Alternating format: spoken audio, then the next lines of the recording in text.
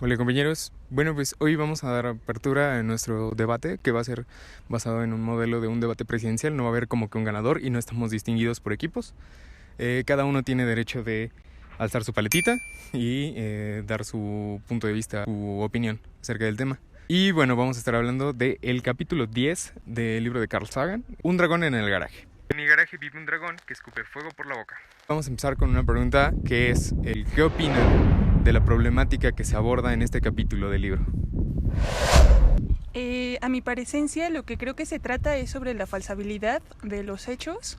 El que, por ejemplo, dice que pues hay un dragón en su garage, ¿no? Es invisible, es inmaterial, o sea, no se puede, no se puede ver, no se puede, ¿cómo se dice? Percibir, y no se puede decir si es real o no. Entonces entra aquí el término de falsabilidad, donde pues el hecho de que no podamos probar su existencia no quiere decir necesariamente que no exista, que debemos de no ser tan escépticos ante ese tipo de cosas. Por ejemplo, una teoría, de física de la materia oscura.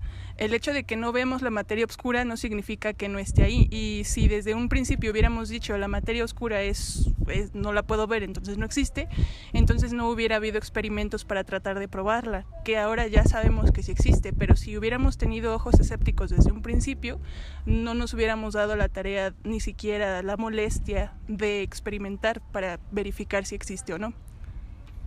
Digamos, ella lo abordó desde un punto de vista en el que, como no se puede comprobar que no existe, entonces es un poco más probable que sí exista. Entonces me gustaría que alguno de ustedes me plantee otra forma de verlo. Bueno, en el caso de la ciencia, si no se puede comprobar, no existe. Pero hablando un poco más en general, el libro justamente dice que tenemos que tener la mente abierta y que no porque no lo podamos ver no significa que no existe, o no porque no lo conozcamos significa que no existe. Tenemos el ejemplo que pone sobre los extraterrestres, pero igual no hay que perdernos tanto en las creencias. Igual siempre tener como nuestra postura y no dejarnos influenciar completamente de las teorías, pero pues sí, siempre tener en cuenta que puede que sean válidas. En este capítulo, las personas que le planteaban el problema de discusión de lo del dragón, cada uno tenía como una forma de justificar el hecho de que ellos sí podían percibirlo, de que ellos sí podían verlo.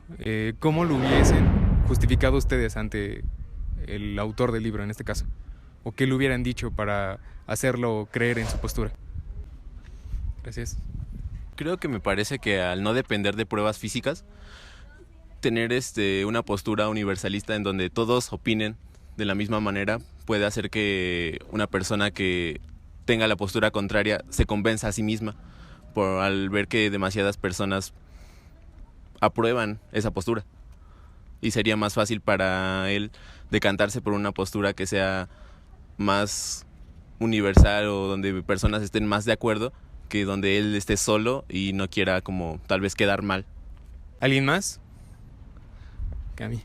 En base a lo que dijo Jordi, creo que también que mucha gente empiece a hablar de lo mismo o a creer en lo mismo hace que la postura contraria también empiece a creer más, aunque aún así no lo haya visto o nadie lo haya visto. Entonces creo que también es muy a favor eso, que mucha gente empiece a pensar lo mismo. Este mismo capítulo se menciona el hecho de que, por ejemplo, si 200 personas le mencionaran a Carl que ellos pueden ver el dragón, sería un poco menos, o sea, en su postura sería menos o más válido que 200 personas te digan eso o que 2 millones te lo digan. Bueno, siguiendo en esta línea, por ejemplo, te pueden decir que no existe y llega una persona y te dice, sí existe, y llegan 20 y te dicen, sí existe. Entonces, como que te siguen planteando la duda y te empiezas a preguntar si realmente existen. Pero ya si 200 personas o 2 millones o la cantidad que sea te siguen afirmando que existe, tú tienes como la duda. Entonces se llega a la conclusión de que esto es válido. Entre más personas lo dicen, ¿es más válido o menos válido? Es más válido por el simple hecho de que es más la multitud que te dice que existe, pero seguimos en lo mismo, que no estamos comprobando que existe. Entonces, básicamente es lo mismo. Creo que depende mucho de la perspectiva de la persona. Si es una persona o tal vez un científico que esté basado más al objetivo, te va a decir que no existe hasta que se lo compruebes. Si es cualquier persona con tal vez, por así decirlo, una ignorancia o una ingenuidad, te va a decir que sí existe porque se lo está refutando a otra persona. Entraría en un dogmatismo. Sí, retomando lo que dijo Jan, dependiendo de la persona con el punto de vista que está dando su crítica acerca de eso, creo que un ejemplo podría ser la religión. Si 200 personas vienen y le dicen a una persona escepticista que Dios es real y cosas de ese tipo, pues es diferente porque esa persona no tiene ese punto de vista. Entonces podremos concluir que el hecho de que si es cierto o no es cierto que existe ese dragón, o por ejemplo un dios o alguna religión, es subjetivo, depende 100% de las personas a las que te estás dirigiendo, o hay alguna forma de comprobarlo. ¿Qué opinan? Yo creo que sí es subjetivo porque depende mucho de la persona a quien se lo estés diciendo. Desde un punto de vista científico, este hecho podría ser falso porque necesita un método científico o algo que se vea, que se mida, que sea cuantificable para que sea cierto. Pero si le dices a alguien, no sé, como lo dijo Dani, la religión o alguien de brujería te va a creer porque prácticamente es su creencia. Entonces esto se podría decir que es criticado desde el punto de vista de quien lo vea. Es subjetivo porque cada quien tiene su método de comprobación y credibilidad. Yo también creo que es subjetivo porque depende de cada persona. O sea, por ejemplo, si yo te estoy diciendo que no existe, te puedo decir cómo tú me puedes comprobar que sí existe. No, si yo te digo que sí existe, ¿cómo tú me puedes comprobar que no existe? Refiriéndonos a la religión, por ejemplo, si yo creo en Dios y tú me dices, no, pues es que no existe, pero entonces ¿cómo me compruebas que no existe? O sea, ¿cómo me compruebes su no existencia? Muy buenos argumentos, muchas gracias. Vamos a dar un momento para que aquí sí nos vamos a dividir por salones. Vamos a intentar generar una conclusión de este capítulo, de lo que abordó y pues eso, una conclusión en general.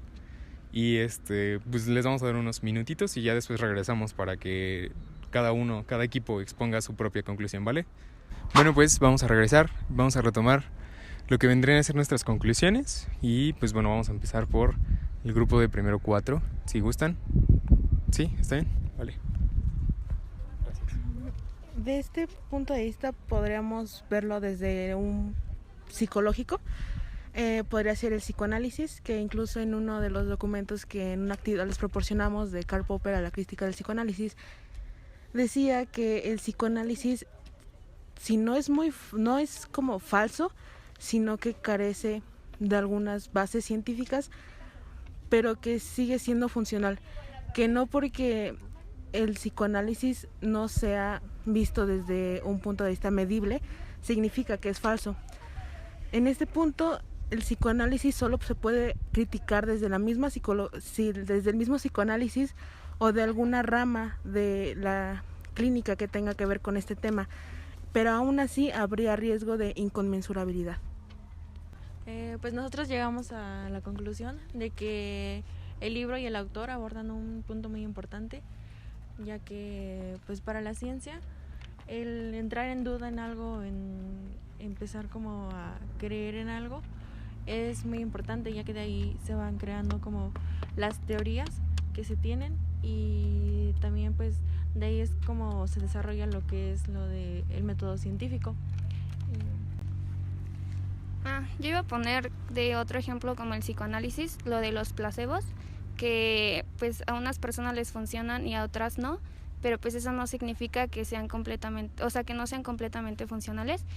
Igual en lo personal, pues el libro habla, bueno, a lo que se refiere es que, por ejemplo, las costumbres, el que tú creas en algo no significa, y otra persona no significa que tú estés en lo erróneo. Y ya yéndonos más allá, o sea, hacia la ciencia, pues como dijo mi compañera Kenia, te lleva hacia la investigación, te mete curiosidad para investigar acerca de cosas y pues comprobar si existen o no.